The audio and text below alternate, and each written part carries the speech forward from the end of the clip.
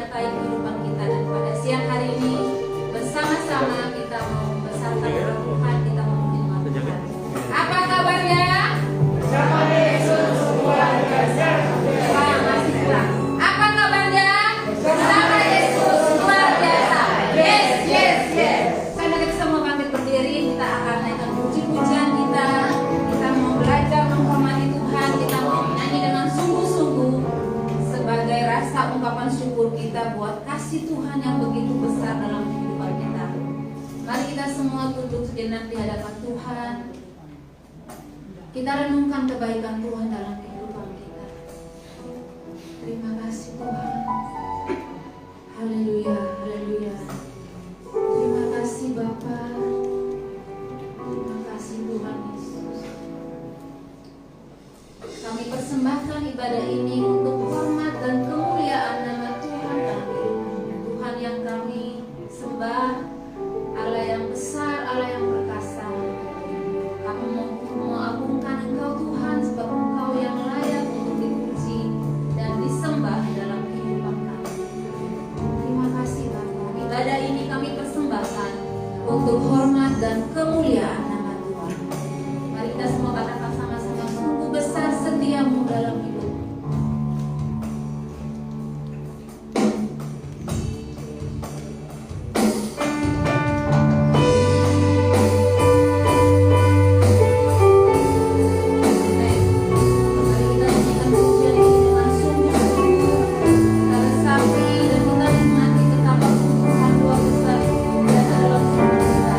Terima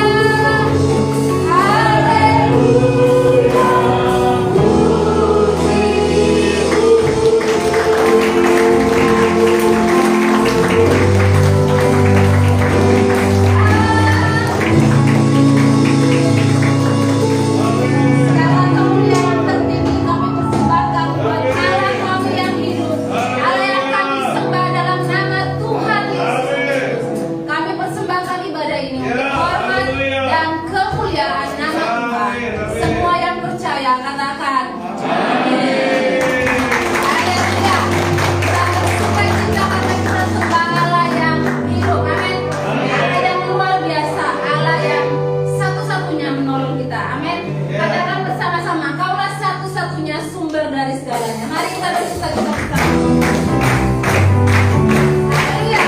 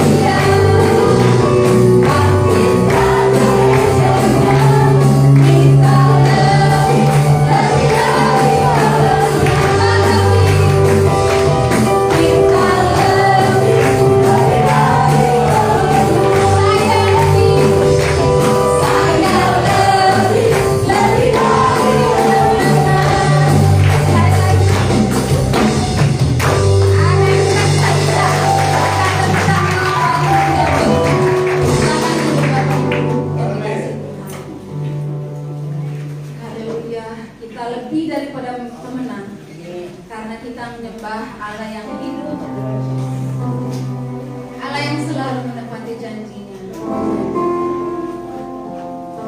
Mari kita bersyukur karena kita menerima anugerah yang besar dari Tuhan Yesus. Mari rindukan Roh Kudus bekerja dalam hati kita. Mari rindukan firman Tuhan akan menjamah setiap hati yang terbuka, yang merindukan Allah bekerja.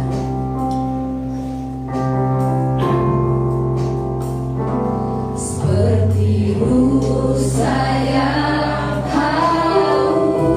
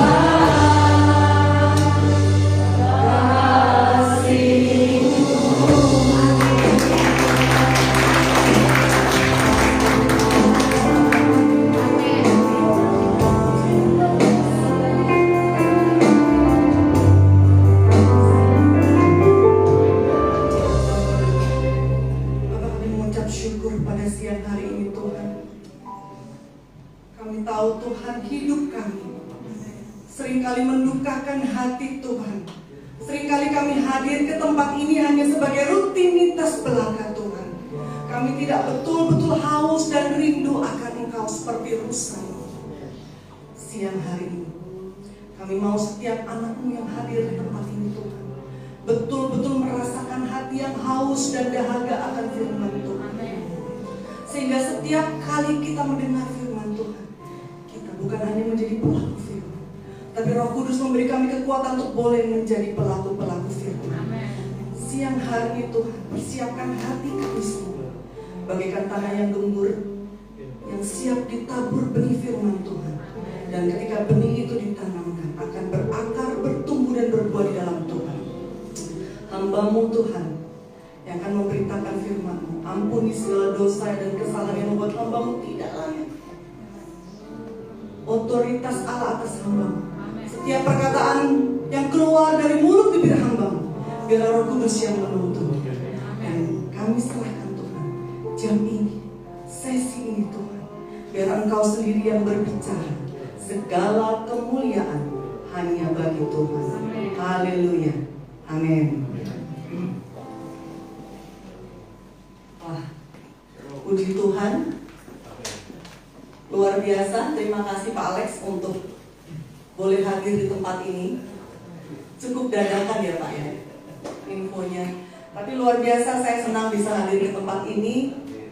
Banyak rekan-rekan sosial saya ya. Ada yang usia 19, 20, 23. Kita sama. Gak percaya ya usia saya. Mau saya tunjukin KTP. Tua banget aja saya ya. Ketika saya mendengar dari Pak Alex, panggilannya Pak Alex di sini. Ketika saya mendengar dari Pak Alex, Bu, ibadah kami jam 12. Wow. Luar biasa gereja di tempat ini. Di saat orang lain tidur, ya, di saat orang lain jalan-jalan hari Minggu, tapi kita semua di tempat ini siap untuk mendengarkan firman Tuhan. Amin. Biasanya kalau di tempat lain ibadahnya, kenapa kok pilih jam 12? Karena ada ibadahnya mungkin beberapa kali, dan kemudian pagi ketiduran Bu. Atau mungkin pagi saya jalan-jalan dulu nih, ntar pulang, malam baru balik kita ibadah. Jadi Tuhan dikasih sisa jam. Tapi jemaat di tempat ini berani mati, luar biasa. Beri kemuliaan bagi Allah kita. Luar biasa ya. Tentu saja saya sebetulnya rindu untuk hadir ke tempat ini bukan hanya sendiri, tapi saya rindu sebetulnya hadir ke tempat ini bersama dengan anak-anak saya, supaya anak-anak saya itu boleh mengenal banyak hamba-hamba Tuhan. Dan saya juga rindu sebetulnya anak-anak saya ikut kemanapun saya pelayanan.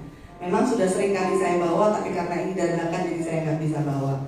Tak kenal maka tak sayang. Kalau sementara biasanya saya bertemu Pak Alex lewat Zoom, dan kami baru bertemu satu kali karena perkuliahan diadakan lewat Zoom Pak ya. Kita bertemu satu kali pada saat kemarin wisuda. Tapi puji Tuhan saat ini kita bertemu kembali di sini. Nah, saya dipercaya oleh Tuhan gitu ya. Saya mendapat anugerah Tuhan yang luar biasa, diberi kesempatan Tuhan mengajar di salah satu sekolah teologi, dan mata kuliah saya salah satunya adalah metodologi penelitian. Metodologi penelitian itu kalau mungkin yang pernah kuliah itu tugasnya adalah ngajarin orang bikin skripsi, tesis, disertasi. Nah itu tugasnya. Apa yang dilakukan? Khususnya saya mata kuliahnya kan dalam metodologi kuantitatif. Orang kuanti itu biasanya sukanya ngitung. Apa-apa yang sudah terjadi dihitung. Anda pun bisa saya hitung. Anda pun bisa dihitung oleh Pak Alex misalnya. Pengaruh musik dan pujian gitu kan terhadap pertumbuhan rohani, semua bisa dihitung. Orang kuanti kerjanya ngitung. Setelah dihitung apa yang akan dikerjakan, dari hasil perhitungan itu nanti akan digunakan untuk ini mau dibuat kemana, direncanakan ke depan seperti apa. Nah, kenapa kok manusia pengen ngitung-ngitung? Karena manusia itu hidupnya penuh dengan ketidakpastian. Manusia itu tidak akan tahu apa yang terjadi di depan. Manusia itu nggak akan bisa menyelami apa rencana Tuhan seringkali dalam hidupnya. Manusia itu tidak tahu kapan akan begini, kapan akan begitu. Oleh karena itu manusia banyak melakukan hal-hal persiapan. Itu yang dilakukan oleh metode kuantitatif. Nah, siang hari ini kita akan bukan berbicara ya. Saya nggak mau berbicara. Saya katakan kita belajar bersama ya. Siang ini kita mau belajar bersama tentang, mungkin boleh tunjukkan, God's Kairos. Apa itu Kairos? Saya sudah dapat pesan, Bu, jangan sulit-sulit, nanti ngantuk jemaatnya. Padahal saya lihat jemaat ini matanya lebih lebar dari mata saya. Udah siap mendengarkan firman Tuhan. Ini kayaknya sudah saya siap untuk ngajar kuliah ini. Bukan hanya firman Tuhan 30-45 menit ya. Gimana kita kuliah hari ini? Oke. Jadi kita akan belajar bersama tentang apa itu God Kairos. Kairos itu adalah bahasa Yunani kuno, di mana itu artinya adalah waktu. Jadi kalau bahasa Yunani itu waktu ada dua, Kronos dan Kairos. Kronos itu adalah kronologi, waktu yang berurutan dalam jangka waktu tertentu. Sedangkan kalau Kairos itu adalah waktu pada saat tertentu. Jadi bukan rangkaian waktu. Ya, kita akan belajar mengenai apa itu God's Kairos. Waktu yang kita pelajari yaitu waktunya Tuhan. Kita akan baca dari Pengkhotbah 3 ayat 11. Saya ada tulis di slide saya. But that's too small. Oke, saya akan buka di tempat saya. Pengkhotbah 3 ayat 11. Yuk kita baca bersama-sama. Kelihatan nggak dari belakang? Atau bawa al segala macam, al HP? Oke, kita baca bersama-sama ya. 1, 2, 3. Ia membuat segala sesuatu indah pada waktunya, bahkan Ia memberikan kekekalan dalam hati mereka. Tetapi manusia tidak dapat menyelami pekerjaan yang dalam Allah dari awal sampai akhir. Nah, kita akan belajar bersama tentang apa itu waktu Tuhan, God Kairos. Nah, bagi saya ayat ini cukup menarik. Khususnya kitab Pengkhotbah ini bagi saya cukup menarik. Pengkhotbah ini ditulis oleh Salomo. Siapa yang tahu Salomo? Tahu? Anak kecil tahu pasti. Tahu Salomo ya? Nah, Salomo itu adalah seorang raja yang memiliki hikmat beyond atau di atas rata-rata. Jadi hikmat yang dimiliki oleh Salomo itu luar biasa. Tapi justru dengan hikmat yang bahkan melampaui manusia pada umumnya, Salomo menulis ini. Salomo menulis, dia mengatakan bahwa ia membuat segala sesuatu indah pada waktunya. Dan yang menarik bagi saya adalah kata-kata, tetapi manusia tidak dapat menyelami pekerjaan yang dilakukan Allah dari awal sampai akhir. Itu yang dikatakan oleh Salomo. Salomo bahkan orang dengan hikmat yang luar biasa, bahkan itu hikmatnya dari Tuhan. Seringkali Salomo tidak dapat menyelami pikiran Tuhan. Berapa banyak dari kita yang hari-hari ini mungkin kurang memiliki kepekaan terhadap Tuhan. Seringkali kita mungkin protes sama Tuhan, Tuhan, kenapa sih kok begini? Kenapa begitu? Kenapa harus ada COVID? Kenapa usaha saya bangkrut? Kenapa Tuhan pacar saya meninggalkan saya? Penuh dengan ketidakpastian. Oh, saya ngomong pacar saya langsung, yang muda-muda langsung gitu ya. Kayaknya dia pengalaman, iya pengalaman ya. Masih single? Sama sosial. Oke, jangan ngantuk ya, ini sudah jam 12 siang. Saya percaya di tempat ini semua siap ditabur firman Tuhan. Amin. Oke, nah berbicara tentang ketidakpastian ini. Nah karena ketidakpastian ini, karena tidak mengerti dia, manusia itu seringkali berusaha untuk membantu Tuhan. Tuhan kok lama ya begini ya, Tuhan kok gak dijawab-jawab ya doa saya. Penuh ketidakpastian lama. Manusia itu orangnya paling gak sabaran. Kalau manusia sabar gak mungkin ada mie instan, betul? Iya kan? Coba saya tanya ibu-ibu, lebih sering pakai bumbu instan atau ngupas bawang putih, bawang merah, cabai diulek? Lebih cepat, lebih banyak mana?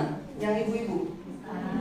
Instan. Semua pengen instan. Sekarang saya tanya lagi, ibu-ibu masak nasinya pakai rice cooker atau pakai kuali? Apa ya? Tunggu dandang orang Surabaya. Oke, semuanya maunya instan. Manusia itu seringkali nggak sabaran, ya. Kalau bicara nggak sabaran, ya saya ini paling nggak sabaran. Saya mungkin Pak Alex tahu, saya bisa ngajar mahasiswa agak sabar, walaupun galak juga ya Pak. Oh, tapi kalau saya ngajar matematika sama anak saya, waduh, ibu-ibu yang punya anak ngalamin ya. Kalau ngajar anak matematika itu kayak ngajak berantem, betul nggak? Nggak ada yang punya anak? Wah, pengen ngajak berantem. Tapi kalau sama mahasiswa, gini ya Pak. Padahal tuh saya nahan sakit perut Pak, nggak sabar Pak. Gitu Pak ya. Tapi kalau ngajar anak saya, nggak ngerti-ngerti gitu ya. Manusia itu suka nggak sabaran. Jangan kan begitu. Bapak-bapak ini kalau yang mau pergi, pasti nggak sabaran kalau yang ibunya. Udah di mobil, udah starter mobil ibunya. Bentar Pak, panci lupa kompor belum dimatikan. Atau lewat kaca balik, Papa sebentar, alisnya nggak sama. Gitu ya. Ada nggak yang gitu? Cowok-cowok ada nggak kalau yang mau ngedate sama ceweknya? Ceweknya, bentar ya yang bentar lagi ya. Aku udah mau selesai kok ya. Bedaknya masih ketebelan. Ada nggak yang kayak gitu? Nyebelin nggak? Ya kenapa? Karena manusia itu orang yang paling nggak sabaran. Padahal kalau kita nggak sabar itu dampaknya nggak baik. Seringkali manusia itu ketika ada masalah itu nggak sabar. Hari-hari ini manusia mungkin dihadapi pada persoalan yang lebih dari sebelumnya. Saya merasakan 2-3 tahun ini, saya kalau bisa berdiri di sini, puji Tuhan. Sebetulnya saya mungkin sudah ada nama saya di atas tanah. Pada saat COVID kemarin, saya termasuk orang yang paling parah karena saya ada komorbid. Jadi saya sudah hampir innalillah. Tapi Tuhan bilang belum. Masih belum ke gerejanya Pak Alex, benar? Tapi sekarang udah ke gerejanya Pak Alex, Tuhan bilang belum. Nanti datang lagi gitu Pak. Ngarep ya Pak ya. Oke. Nah manusia itu memang tempatnya orang nggak sabar. Nah kalau kita berbicara nggak sabar, bukan hanya kita. Dari zaman dulu kita mau belajar nih, juga ada banyak orang-orang yang nggak sabar. Hari-hari ini mungkin, iya Bu kita nggak sabar, kita nggak ngerti ini COVID selesainya kapan. Ekonomi belum membaik, ada lagi Omikron mulai dari COVID apa Delta, Omikron sekarang apa lagi gitu. Nggak membaik terus. Kapan Bu? Kapan? Kita nggak tahu. Nah manusia itu sering kali nggak sabaran, akhirnya berusaha untuk menolong Tuhan. Kenapa? Makanya itu dukun laris, betul? Orang pintar laris, kenapa? Manusia seringkali tidak sabaran, berusaha untuk menolong Tuhan biar cepat. Nah kita akan belajar. Boleh tunjukkan saya peta? Oke, kita akan belajar dari bangsa Israel. Jadi kalau Anda nggak sabaran, sama seperti bangsa Israel. Bangsa Israel itu bangsa yang paling nggak sabaran. Ada pembelaan. Oh, sama ada pembelaan. Enggak begitu. Kita lihat ya, bangsa Israel itu. Saya akan mulai dari cerita tentang Musa. Bangsa Israel itu dulu diperbudak di Mesir. Mereka diperbudak, mereka teriak-teriak sama Tuhan, Tuhan tolong kami.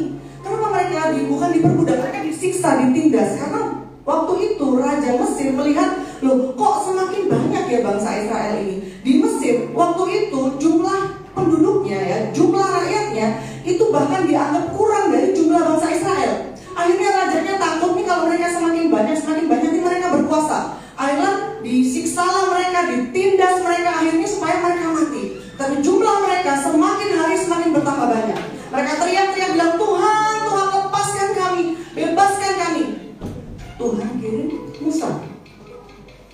Dan ketika Musa dikirim, mereka diizinkan Tuhan keluar dari Mesir menuju tanah Kanaan. Apa yang terjadi? Baru jalan, belum ada setahun, baru jalan 1 bulan. Apa yang terjadi? Kita lihat nomor 3.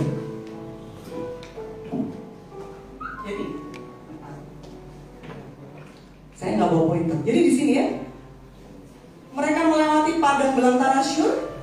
Mereka tiba di Mara namanya. Dan ketika mereka tiba di Mara, mereka berteriak-teriak sama Tuhan, mereka bersungguh-sungguh gak sabaran. Hanya karena apa? Tuhan, kami gak ada air. Mereka marah-marah luar biasa karena mereka tidak ada air. Berapa banyak dari kita yang hari ini sama seperti bangsa Israel? Bangsa Israel ini suka lupa. Mereka lupa bahwa Tuhan sudah menyertai mereka keluar dari Mesir. Dan proses keluarnya ini gak gampang loh. Mungkin kalau di sekolah minggu ada yang ingat, ketika bangsa Israel ini ditindas, disiksa, mereka keluar, itu rajanya tidak mengizinkan mereka keluar.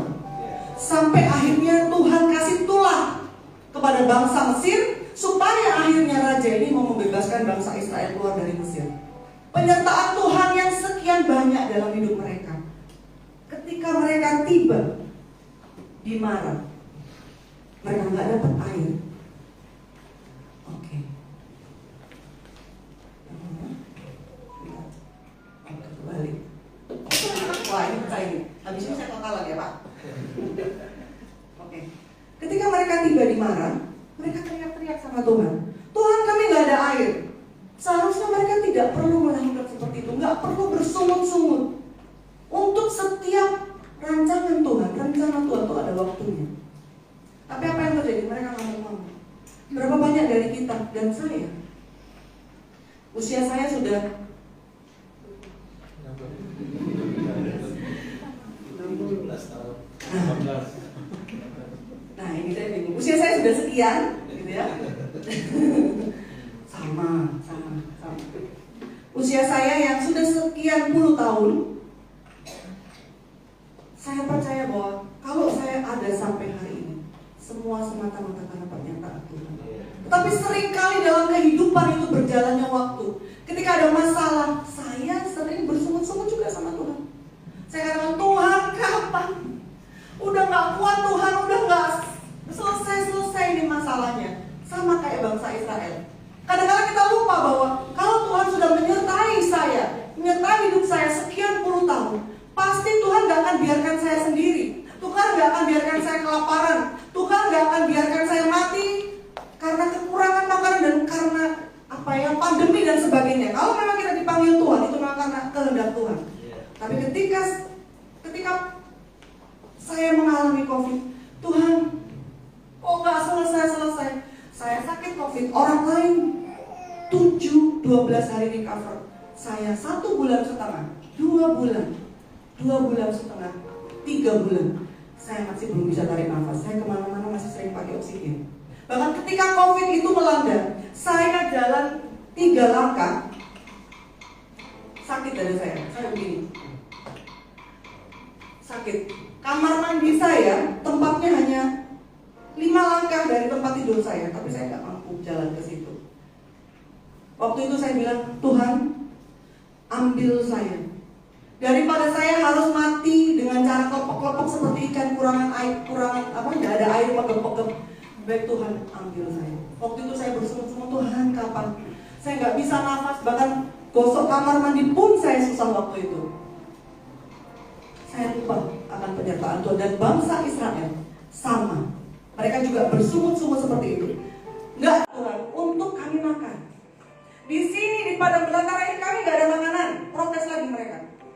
Tuhan, lebih baik kami mati di depan kuali di Mesir daripada di sini kami mati di padang belantara.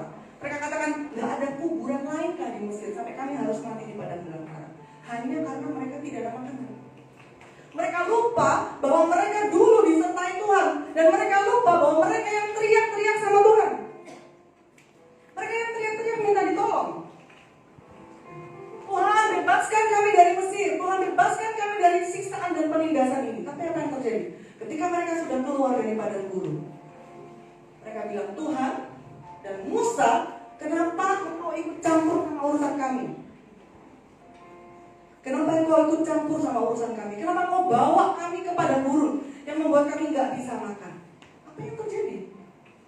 Akhirnya Tuhan kirimkan mana tiap pagi, dan Tuhan kirimkan burung puyuh tiap petang. Sebetulnya mereka nggak perlu bersungut-sungut. Yang mereka perlu lakukan adalah diam, tunggu waktu Tuhan. Itu belum waktunya Tuhan kirim.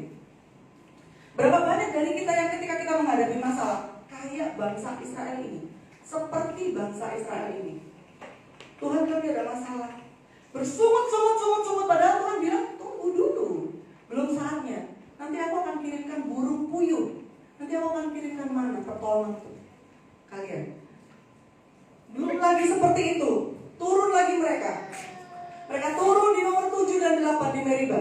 Mereka bersungut-sungut lagi. Belum lagi nanti terus di Sinai dan terusnya. Mereka bersungut-sungut bahkan sampai terjadi mereka membuat patung lembu untuk menyembah kepada Allah lain. Hanya karena mereka menolong Tuhan. Musa nggak turun-turun, Terus gimana? Siapa yang mimpin kita? Ya udah kita buat patung lembu. Berapa banyak dari kita? Mungkin di sini nggak ada, saya percaya nggak ada. Tapi di jemaat yang kami gembalakan,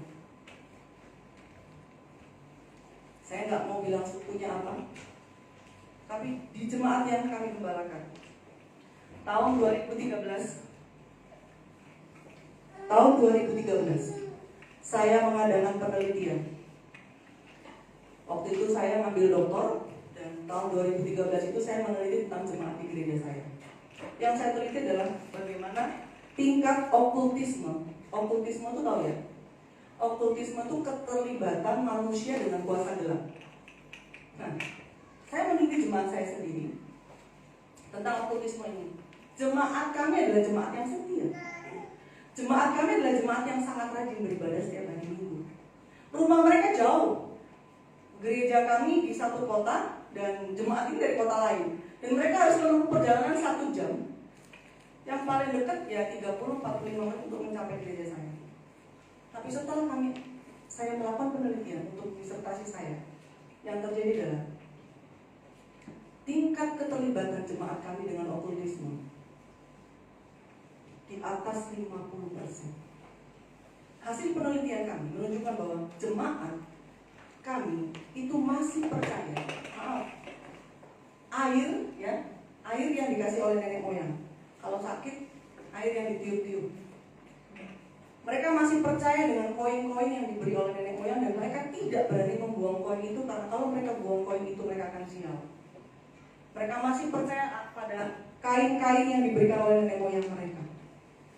Seringkali berapa banyak dari kita yang kalau ada masalah, kalau ada hal sesuatu yang kita mau kerjakan, kita berusaha menolong Tuhan dengan cara ya tadi, kita nggak tahu bahwa itu sebetulnya mendukakan hati Tuhan.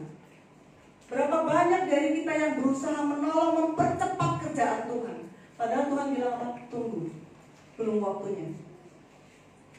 Coba kita buka Bilangan pasal 14 ayat 32. Ada?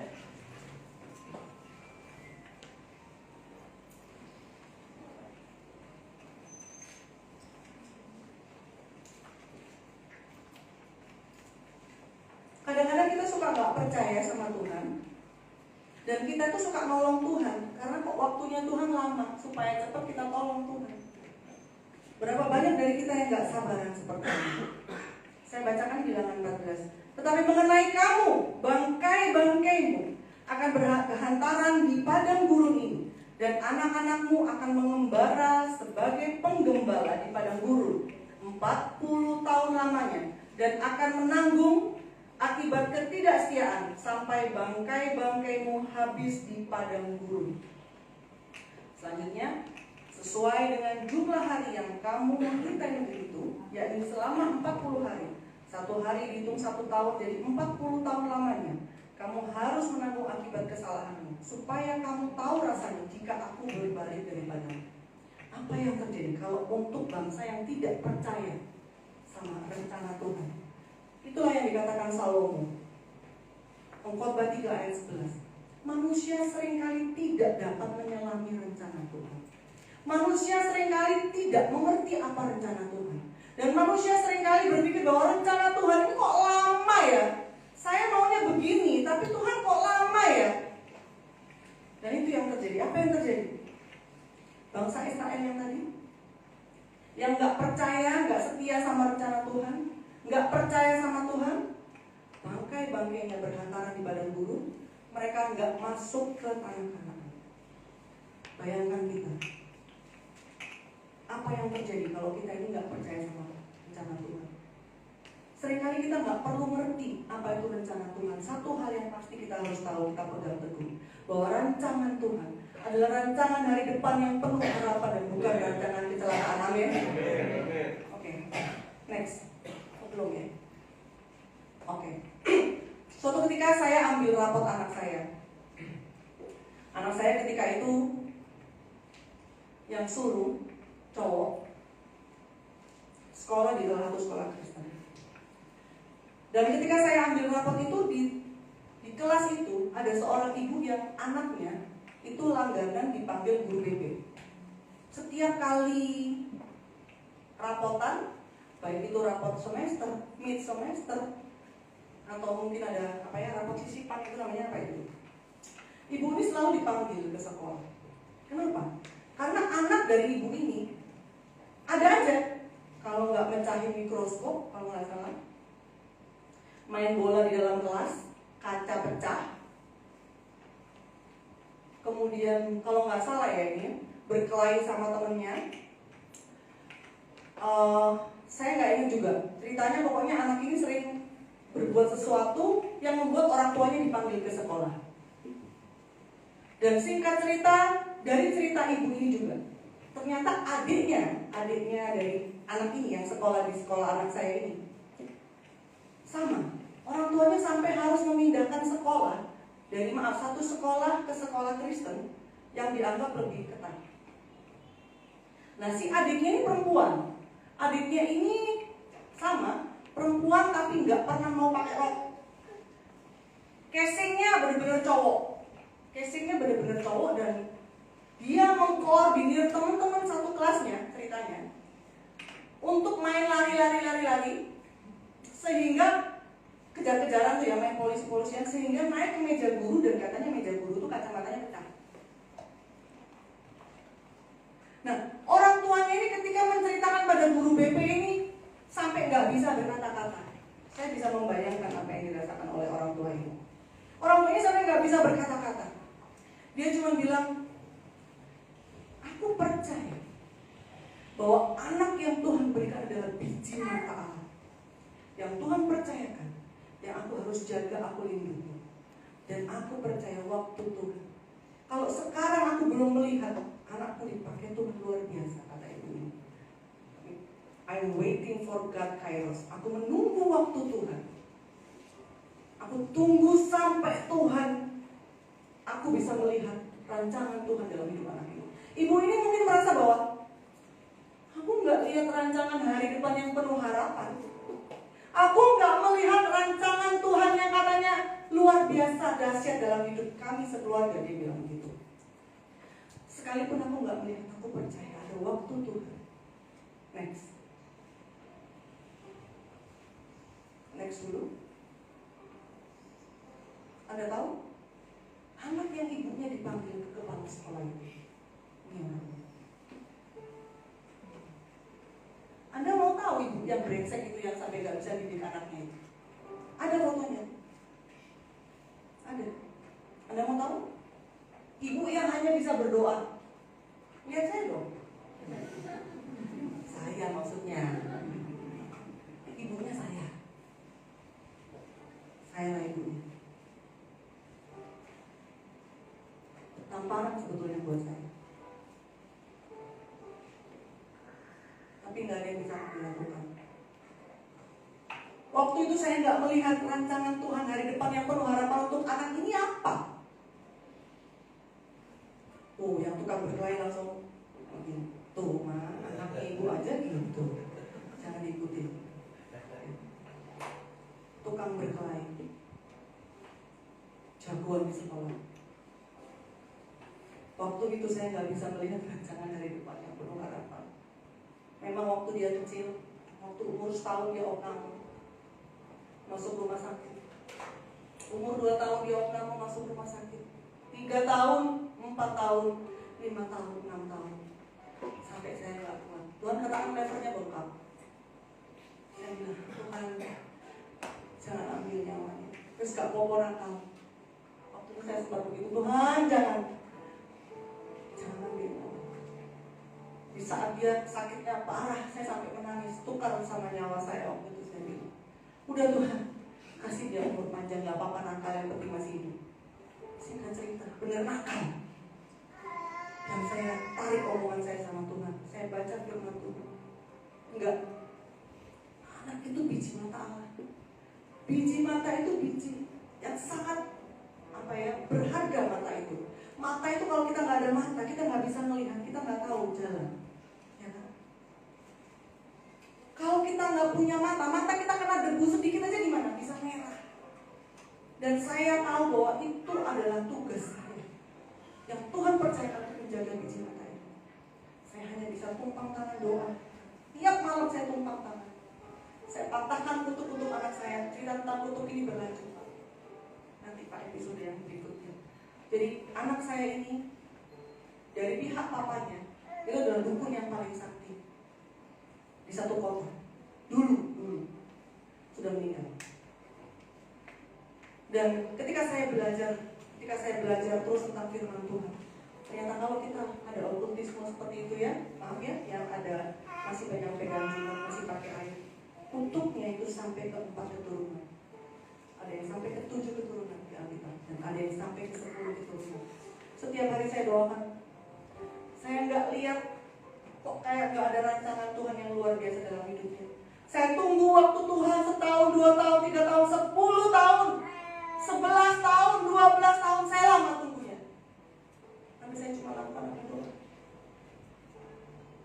Dalam nama Yesus, segala kutuk apapun yang mengikat, kutuk Adam Hawa, kutuk Taman Eden, kutuk dan yang yang aku patahkan Tuhan. Rancangan Allah yang berlaku dalam hidup anak saya adalah rancangan dari Tuhan Yesus sendiri. Hari depan yang penuh harapan. Kami doakan terus setiap malam. Begitu juga dengan anak yang kedua. Kita doakan terus, saya doakan tiap malam. Saya tetap nggak melihat itu. Tapi terus, ya sudah, nggak apa-apa. Kita sehari-hari, saya memposisikan diri sebagai teman. Next. Siapa sangka? 2 anak saya, anak pertama dan kedua, yang tadinya anak saya cowok itu, aduh dahsyat luar biasa. Setiap tahun, hampir tiap bulan saya dipanggil guru BK. Lulus S1, bukan 1, 2. Yang satu adalah sarjana manajemen di UPH Surabaya, kemudian kontinu di UPH Karawaci. Dan yang kedua adalah sekolah teologi, yang mana kalau orang berpikir biasanya sekolah teologi itu jadi pendeta. Melampaui apa yang saya pikirkan dan apa yang saya bayangkan. Anak saya belajar firman Tuhan. Kalau waktu itu saya bersungut-sungut seperti bangsa Israel, saya menyerah, tidak menunggu waktu Tuhan, give up, tidak percayakan rancangan Tuhan, apakah anak saya akan seperti ini? Mungkin saat ini Anda ada masalah dengan anak Anda. Mungkin saat ini Anda ada masalah dengan suami Anda. Mungkin ada masalah dengan mertua, dengan ipar, dengan teman kerja. Atau Anda belum mendapatkan pasangan hidup, belum mendapatkan pekerjaan. Apa yang Anda doakan sampai hari ini kok kelihatannya enggak? Saya 17 tahun. Anda sudah berapa tahun? Baru 1 tahun. 17 tahun. Saya tunggu itu. Dan puji Tuhan, anak saya yang kedua, yang gak mau pakai rok. Waktu itu saya sudah melihat talenta anak saya yang Tuhan berikan untuk jadi model. Saya bilang, nak, jangan suka naik-naik pagar, jangan suka naik-naik pohon, jangan main sama temen cowok lari-lari. Nanti kalau bocil kakimu jatuh nanti gak bisa jadi model. Dia katakan, mama, siapa yang mau jadi model? Aku gak mau jadi model. Dia katakan, tapi saya tahu Tuhan kasih anak saya talenta untuk model. Saya gak mau paksa, saya tidak pernah paksa anak saya. Di usia yang ke-13 tahun. Next. Hasil doa saya dijawab oleh Tuhan. 13 tahun saya menunggu. Saya nggak lihat rancangan itu, tidak bisa menyelami. Firman Tuhan itu dahsyat ya. Salomo tulis firman itu sudah lama. Nah, firman itu masih berlaku sampai saat ini, relevan dan sampai selama-lamanya. Saya dan Bapak Ibu, amin. Percaya ada waktu Tuhan. 13 tahun saya tunggu anak saya dan tanpa saya duga. Usia yang ke-13. Anak saya ikut audisi dan akhirnya lolos The Voice. Dan beberapa tahun kemudian anak saya ikut lomba DBL, tahu DBL ya, basket itu. Ada pemilihan putri DBL Jawa Timur dan anak saya juara 2 ini. Yang ini adalah pemilihan putri DBL. Maaf, ini bukan pamer anak, tetapi saya memamerkan bagaimana rancangan Tuhan yang luar biasa atas hidup kita semua. Dan baru saja tahun lalu anak saya masuk Indonesia Next Top Model. Anak yang disuruh pakai rok gak mau. Anak yang sukanya naik-naik pohon. Anak yang kulitnya bahkan hitamnya luar biasa karena suka main panas-panas sama teman-teman cowoknya. Siapa yang sangka anak saya jadi model? Percaya nggak kalau anak saya? Cocok nggak kalau jadi mamanya? Secara kesel. Iya.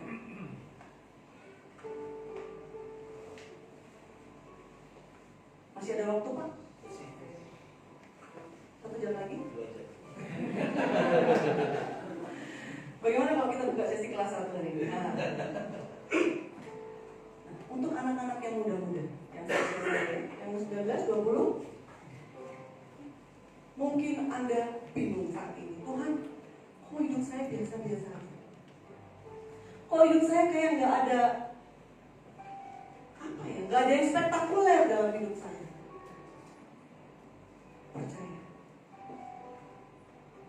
Tuhan tuh memiliki rencana yang tidak tersalah.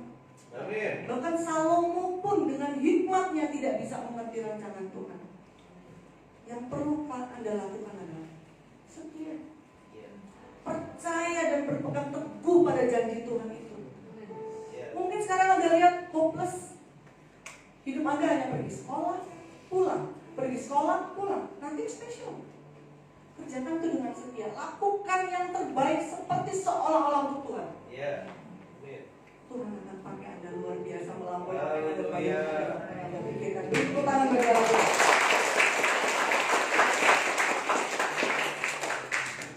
Tadi sempat sebelum kesini saya berbincang-bincang dengan Ibu Reta. Ibu Reta kadang merasa bahwa apa yang beliau kerjakan saat ini kok nothing special. Banyak orang yang melakukan perkara-perkara yang besar melebihi Ibu Reta. Tidak. Dengan setia menggembalakan jemaat itu dan Tuhan perhitungan luar biasa. Mungkin ibu-ibu rumah tangga, Anda hanya bangun pagi, masak. Habis masak, antar anak sekolah, jemput, pulang, setrika baju, nyuci, bersihin rumah, itu hanya dikerjakan. Kerjakan dan lakukan itu semua seolah-olah untuk Tuhan. Nggak usah bersungut-sungut. Lakukan dengan setia. Anda nggak bisa menyelami apa yang ada di pikiran Tuhan. Kerjakan dengan setia. Tunggu waktu Tuhan. Kalau Anda mungkin masak buat anak Anda, saya biasanya sambil masak sambil katakan, Tuhan berkati makanan ini Tuhan, ketika anak saya memakannya menjadi kekuatan padanya. Dia bisa mengembangkan hidupnya, memperoleh kekuatan untuk mengembangkan talentanya, dipakai oleh Tuhan luar biasa. Cuci baju lakukan. Tuhan, saya setrika baju anak saya. Saya nggak pernah setrika tapi Bu. Mbak setrika. Oh, saya cuci Bu tapi. Oke, lakukan yang sama. Ketika anak tidur pun, saya masuk kamarnya, saya tumpang tangan, saya patahkan kutu. Walaupun cuma itu yang bisa Anda kerjakan, Anda tidak akan melihat, Anda tidak akan bisa membayangkan betapa dahsyatnya hal sepele yang Anda kerjakan seperti ini. Tapi Tuhan bisa buat menjadi luar biasa. Itu yang saya alami. Jadi kalau saya menyaksikan firman Tuhan di tempat ini, saya betul-betul mengalami. Dan luar biasanya, pengkhotbah ini saya sudah baca lama. Semua pasti sudah sering membacanya. Tapi 10 tahun lalu ketika saya membaca pengkhotbah ini, saya juga dapat sesuatu. Hari ini saya berbicara pun saya dapat sesuatu. Sampai hari ini pun saya sedang menunggu janji Tuhan. Saya sedang menunggu waktu Tuhan atas bapak dari anak-anak saya, atas suami saya yang saya katakan di okultisme tadi. Jadi kalau hari ini Anda masih menunggu apa rencana Tuhan, Anda masih punya masalah, Tuhan, aku gak dapat pasangan hidup, usiaku dan kepala gitu ya. Percaya, pasti ada waktu Tuhan. Coba saya kasih bukti tadi ya.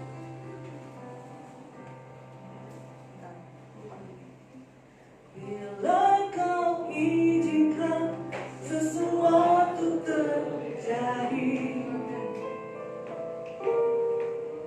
ku percaya semua untuk kebaikanmu. Saya cuma segitu aja. Jadi kalau kita mengalami sesuatu untuk Tuhan, kita baca slide sebelumnya. Oke?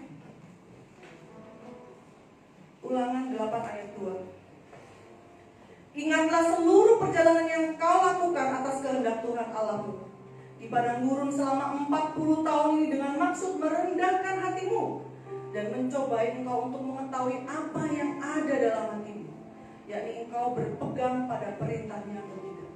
Kadang-kadang kita berpikir, Tuhan kenapa sampai hari ini? Sampai hari ini saya masih menunggu untuk Tuhan jamah suami saya lepas dari semua kutuk-kutuk itu. Sudah 26 tahun. Kalau Anda punya masalah baru 1 tahun, saya sudah 26 tahun. Kadang-kadang ada orang ngomong, masa hamba Tuhan doakan suaminya nggak bisa. Masalahnya ini bukan saya. Saya tunggu waktu Tuhan. Jadi kalau masih ada yang mau tunggu waktu Tuhan, terus tetap tunggu waktu Tuhan itu. Apakah ada yang mengalami masalah hari ini yang rasanya berat? Siapa yang hari ini mengalami rasanya berat sekali masalahnya? Apa ada yang pernah mengalami masa-masa di mana Anda berhenti di rel kereta api dan kemudian Anda menghentikan mobil Anda dan rasanya nggak ingin hidup? Kereta apinya nggak lewat lagi. Itu saya alami. Keputusasaan yang luar biasa. Tapi ketika itu Tuhan tunjukkan sama saya. Tuhan kasih saya penglihatan yang luar biasa dan saya pulang. Sampai hari ini, kalau saya masih nafas, kalau anak-anak saya luar biasa menurut pikiran saya dan mata saya, bukan karena saya. Semua semata-mata karena anugerah Tuhan yang luar biasa. Tetap setia sama Tuhan. Promosi dikit. Nanti kalau ada ikut-ikutan putri-putrian, disupport ya. Kalau ada anak saya ikut lomba putri-putrian, disupport ya. Promosi Pak. Oke. Kita pujikan pujian.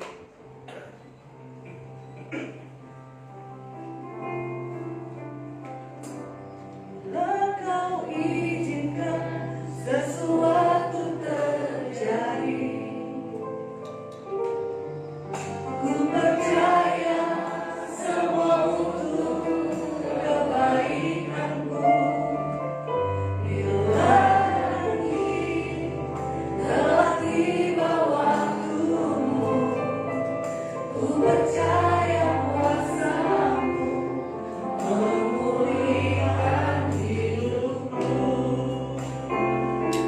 Waktu Tuhan pasti yang terbaik, walau kadang kamu dari mengerti.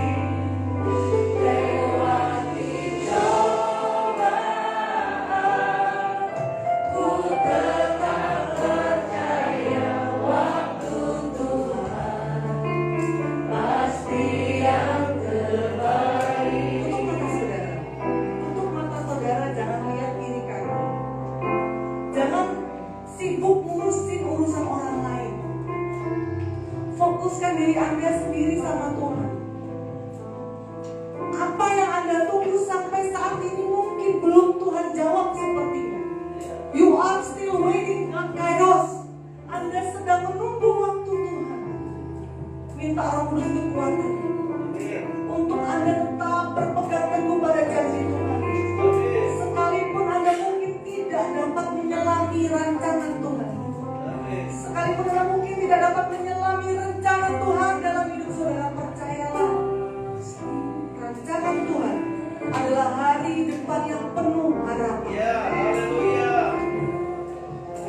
Saat ini jikalau ada yang mungkin merasa berbeban berat, wah gak selesai-selesai masalah ini, gak selesai-selesai Tuhan, cukup letakkan tangan kiri Anda di dada.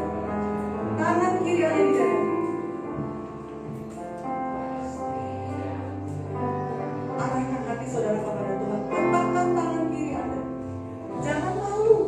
Saya pun mengalami masa-masa di mana ketika itu altar call saya malu. Luar biasa. 17 tahun. 26 tahun Tuhan saya tunggu itu semua. Kalau sampai saat ini kita tegak berdiri, kita bisa melewati semua padang gurun yang ada. Semua semata-mata karena Tuhan. Tuhan, saat ini hamba berdoa untuk setiap tangan-tangan yang diletakkan di dada, yang merasa hidup tidak ada pengharapan, tidak ada jalan keluar, tidak tampak rancangan Tuhan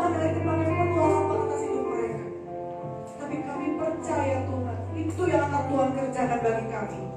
Yang kami butuh saat ini adalah Roh Kudus-Mu menguatkan kami untuk kami tetap setia di jalan-Mu, untuk tetap berpegang teguh pada rancangan Tuhan dan setia menunggu waktu Tuhan dalam hidup kami. Amin. Terima kasih Bapak. Hamba-Mu terbatas dalam menyampaikan firman.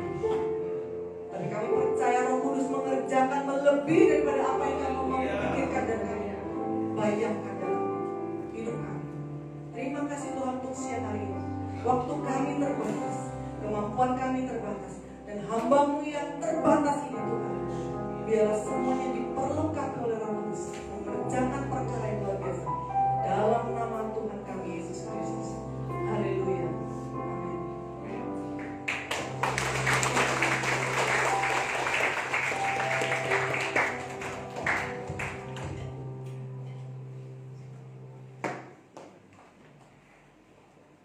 Haleluya. Haleluya. Si Tuhan. Selalu berkati. Kurang ya. Doakan supaya ada waktu yang berikutnya untuk hambanya boleh ada di tengah-tengah kita dan melayani kembali firman Tuhan yang belum disampaikan bagi kita. Ya, tadi pagi baru tiba dari Surabaya. Ya, jadi mungkin kita masih tidur, beliau sudah take off. Ya, jadi baru sampai dari Surabaya. Jadi kita bersyukur Tuhan berkenan memimpin hambanya boleh ada di tengah-tengah kita pada siang hari. Ya, jadi kata Ibu Pendeta Wiwit bilang beliau baru pertama kali khotbah di gereja di mana salah seorang siswa atau murid sekolah Alkitab yang ada di sekolah Alkitab di mana beliau mengajar. Ya, jadi ini sebuah berkat buat kita. Amin. Soal berkati.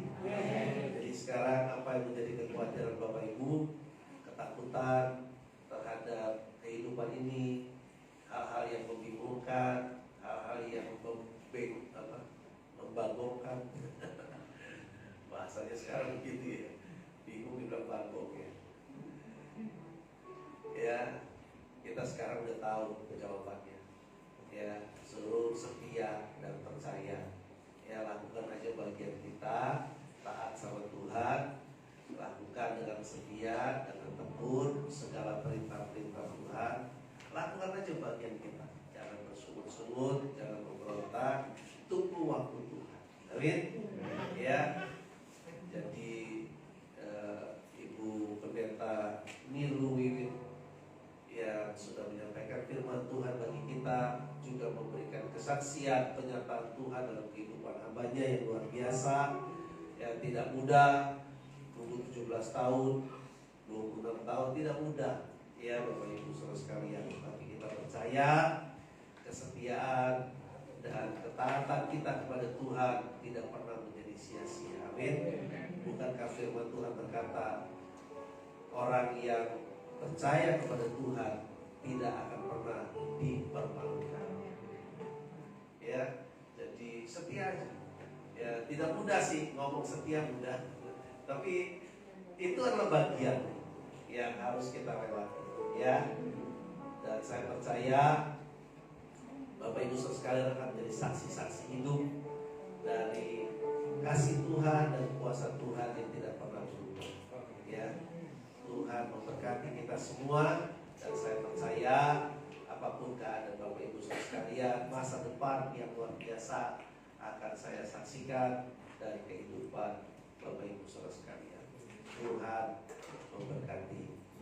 Ya, Tuhan, ada beberapa WA masuk di WA saya yang minta didoakan.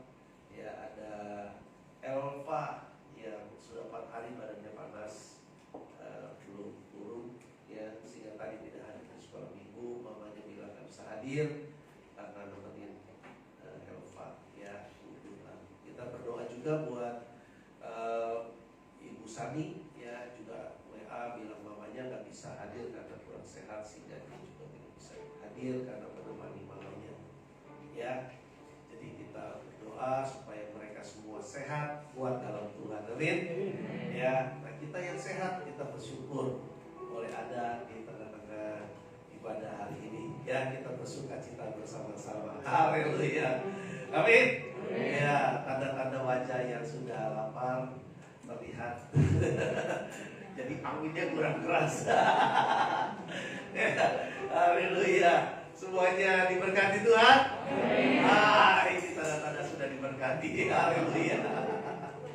Sekali lagi terima kasih ya banyak Ibu Pendeta di Luwit yang sudah melayani kita pada hari ini. Tuhan memberkati semua rencana-rencana Tuhan yang indah, pasti Tuhan sudah siapkan yang terbaik sebagaimana kesaksian yang sudah kami terima. Kita dukung nanti kalau anaknya ikut lagi lomba-lomba yang lain ya, kita support seperti yang kemarin pada waktu ikut yang 10 masuk 10 besar itu ya, itu kita kirim ya. Saya nggak tahu siapa yang klik like dan ngerti dah, pokoknya dikirim aja. Ya, Tuhan memberkati kita semua, puji Tuhan. Dan kita akan akhiri ibadah kita pada siang hari ini. Dan tetaplah setia ya, dan tetaplah bersemangat di dalam Tuhan ya. Ada ibadah doa Selasa, Rabu dan Jumat, dan kemudian ada pertemuan pemuda sebentar siang jam 2 ya. Kita terus maju dalam Tuhan ya, dengan bagian-bagian kita, dengan fungsi kita masing-masing. Tuhan memberkati. Kita mau bersama-sama berdoa mengakhiri ibadah kita, dan sebelumnya kita berdiri bersama. Kita naikkan satu pujian yang membawa kepada kita, kepada semua peneguhan dari firman Tuhan yang sudah kita dengar pada siang hari ini. Firman pujian yang mengatakan, jalanmu tak terselawi oleh setiap hati kami. Namun satu hal yang kita percaya, bahwa rencana yang indah sudah disiapkan bagi kita. Jalanmu tak terselawi oleh setiap hati kami. Namun satu hal yang percaya,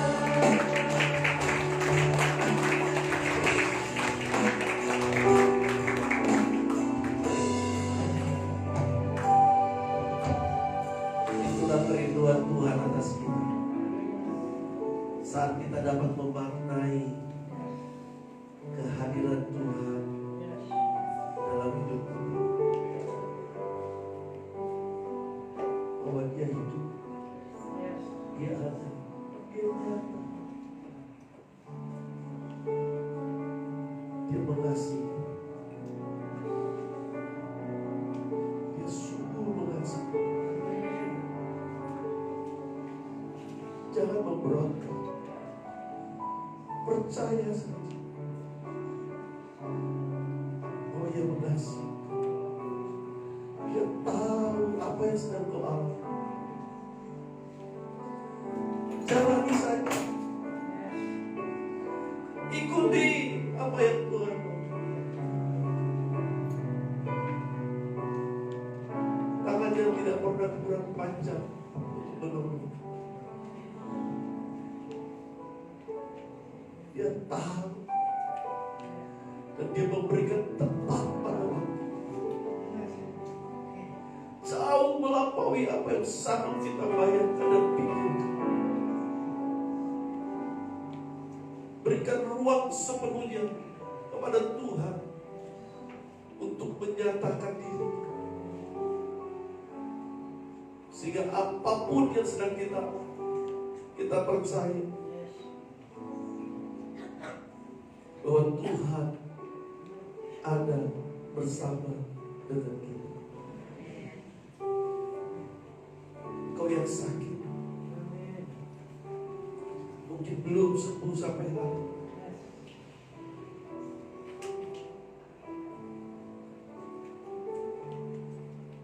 Ikuti waktu Tuhan.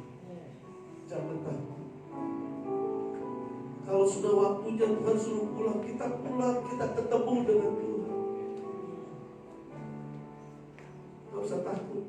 Jalani aja.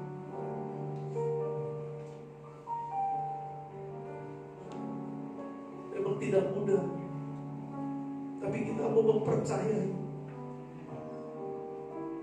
bahwa Tuhan merasakan sakit kita karena Ia ada bersama-sama dengan kita. Damai sejahteranya yang melampaui akal dan pikiran akan tinggal atas kita. Ada ketenangan dan sukacita di tengah-tengah kesesakan. Tetaplah percaya. Kau yang sakit, mari angkat tanganmu dan katakan, Tuhan, terima kasih karena Kau tidak meninggalkan saya saat saya sakit. Tuhan, terima kasih. Kau yang sedang dalam kesesakan, Kau yang dalam tekanan batin karena Kau merasa tidak ada jalan keluar, Kau hampir putus mengarah. Angkat tanganmu, katakan, Tuhan, terima kasih karena Kau tidak meninggalkan saya. Sementara banyak orang meninggalkan saya, sementara banyak orang tidak peduli dengan saya, Kau tidak meninggalkan saya. Terima kasih Tuhan. Terima kasih. Terima kasih. Terima kasih. Terima kasih. Terima kasih. Bapak Ibu Saudara yang di rumah, lakukan bagian ini sama seperti Kau yang ada dalam gereja. Karena Tuhan yang sama hadir dalam hidupmu, dan Dia mengasihi kau. Dia mengasihi kau. Dia mengasihi. Haleluya. Kita yang mengangkat tangan, mari kita berseru kepada Tuhan dan bersyukur kepada-Nya sebagaimana yang Tuhan perintahkan. Berdoa, naikkan segala permohonanmu dalam doa dan dengan ucapan syukur. Bapa, kami sehati berdoa, kami percaya tidak ada satupun bagian kuasa dari dunia ini yang mampu untuk tinggal atas hidup kami tanpa izin Tuhan. Karena kami percaya segala kutuk sudah Kau tanggung di atas kayu salib. Dan segala kekuatan kuasa dunia telah tunduk atas kuasa nama-Mu. Oleh sebab itu kami percaya dan kami melepaskan kuasa kelegaan yang daripada Tuhan, kuasa kesembuhan yang daripada Tuhan, kuasa kemenangan yang daripada Tuhan turun atas setiap kami di dalam nama Tuhan Yesus Kristus. Sehingga kami percaya setiap kami yang sakit disembuhkan, termasuk ibu daripada Mama Sani Tuhan. Kami anak kami Elvan ke dalam tangan Tuhan, di dalam nama Tuhan Yesus. Mereka menjadi sehat dan sembuh.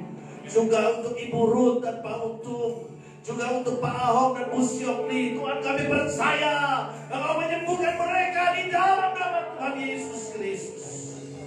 Dan setiap kami ada di tempat ini maupun yang di rumah yang sakit, Tuhan menyembuhkan kami di dalam nama Tuhan Yesus.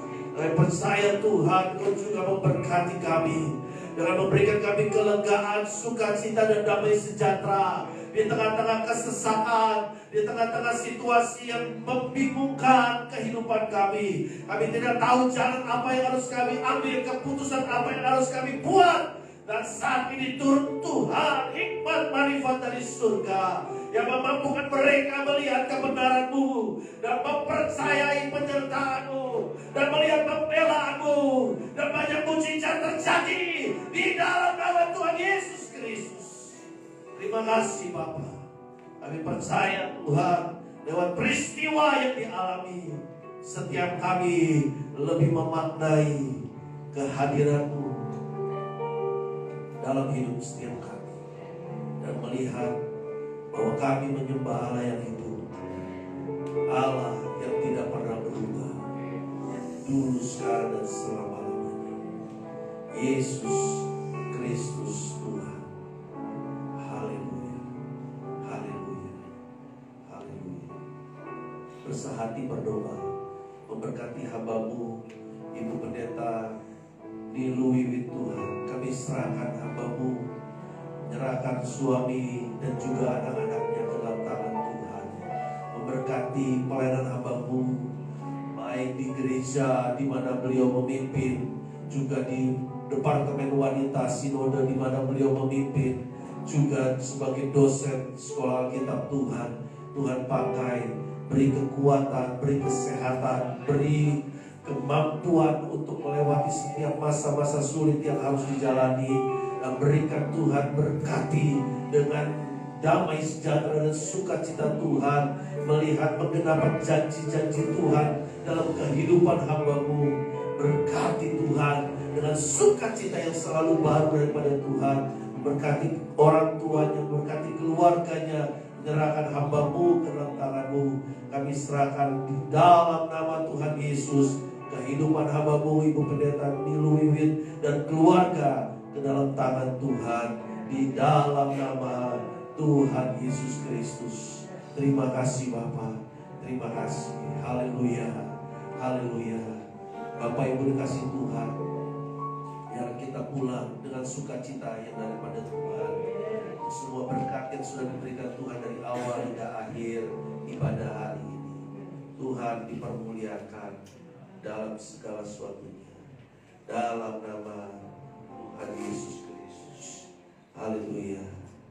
Sebelum kita berdoa dan menerima berkat daripada Tuhan, melalui doa berkat, mari kita sehati kembali berdoa buat bangsa kita Indonesia.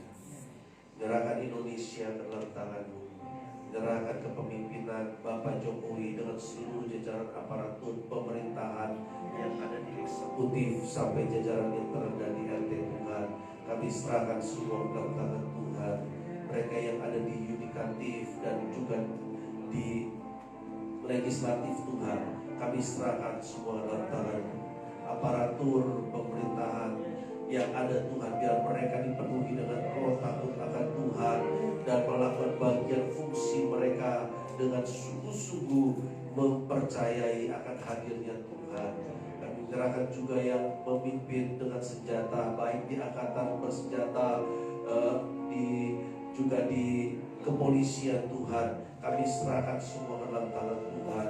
Biarlah semua yang jahat, semua yang tidak berkenan kepada Tuhan, Tuhan singkapkan sehingga semua menjadi nyata dan terang benderang. Segala sesuatu yang baik, segala sesuatu yang benar, segala sesuatu yang memuliakan Tuhan atas bangsa kami. Kami serahkan Tuhan dan memberkati bangsa kami dengan roh pertobatan, dengan roh pengampunan daripada Tuhan, di dalam nama Tuhan Yesus Kristus. Terima kasih Bapa, terima kasih. Kami percaya Engkau memberkati kami. Bapak Ibu dikasih Tuhan, mari angkat kedua tangan kita, arahkan kepada Kristus Yesus Tuhan yang duduk di sebelah kanan Allah Bapa, memandang wajahnya kepada setiap kita yang percaya dan mengasihi akan Dia, untuk menerima kuasa dari tempat yang maha tinggi, yang memampukan kita hidup berkemenangan, yang memampukan kita hidup berkelimpahan, memampukan kita hidup sesuai dengan perintah dan janji-janji Tuhan. Terimalah berkat dari Allah Bapa, Anak dan Roh Kudus yang termaterai dalam Kristus Yesus Tuhan, turun atas kehidupan kita orang sekalian, mulai dari saat ini sampai Maranatha, Tuhan Yesus datang yang kedua kali. Diberkatilah kita yang datang di dalam nama Tuhan Yesus Kristus. Haleluya. Dengan tangan terangkat katakan, Bapa terima kasih. Bapa terima kasih. Haleluya.